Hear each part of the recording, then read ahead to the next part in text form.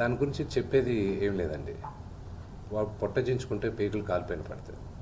Family గురించి I will never speak. చెప్పచ్చు, ఇమ్మెచ్యూర్గా కొంతమంది మాట్లాడచ్చు, చిన్నవాడు కదా అని నేను తను మాట్లాడచ్చు, అవగాహన లేకుండా మాట్లాడచ్చు. But I just keep quiet. మీరు ఇన్ని క్వశ్చన్స్ అడిగిన ఫ్యామిలీ గురించి, నేను నా ఫ్యామిలీ విషయాలు నేను బయట చెప్పను. మీ ఫ్యామిలీ గురించి మీరు అడిగితే మీరు చెప్పరు కదా.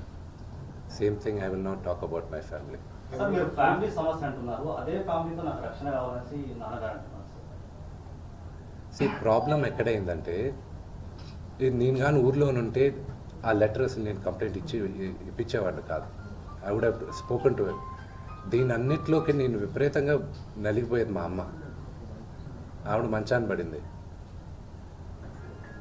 నాన్నగారు అడిగింది ఒకే ఒకటి, సరే ఆ లెటర్ వరకే నేను మాట్లాడతాను, నా ఇంట్లో ఉండడానికి వీల్లేదు అన్నాను.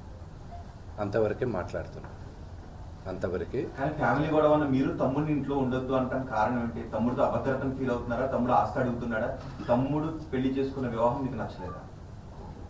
అగైన్ మీరు అడిగింది ఏదైనా సరే నా ఫ్యామిలీ విషయస్ నేను మాట్లాడు.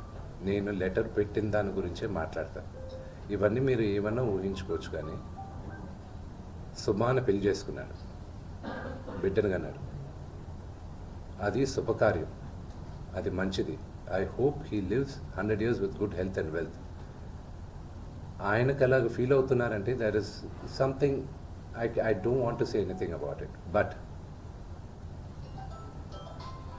నాన్నగారికి, ఆయన ఇంటికి, ఏ తండ్రికైనా ఆయన సంపాదనకి ఆయనకే హక్కు ఉంటుంది.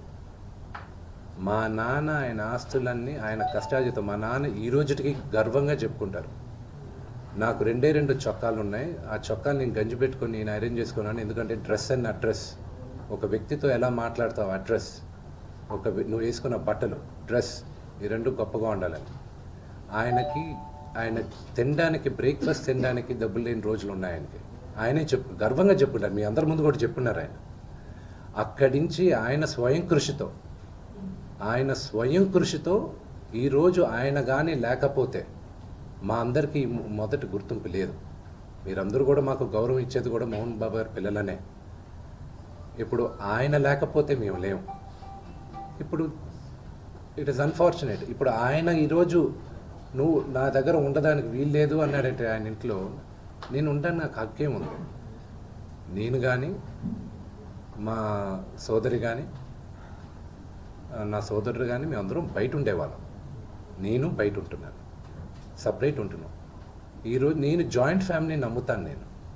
నాకు ఉమ్మడి కుటుంబం ఇష్టం. కొంతమందికి న్యూక్లియర్ ఫ్యామిలీ ఇష్టం, అది తప్పు లేదు, ఎవరి అభిప్రాయాలు వాళ్ళవి.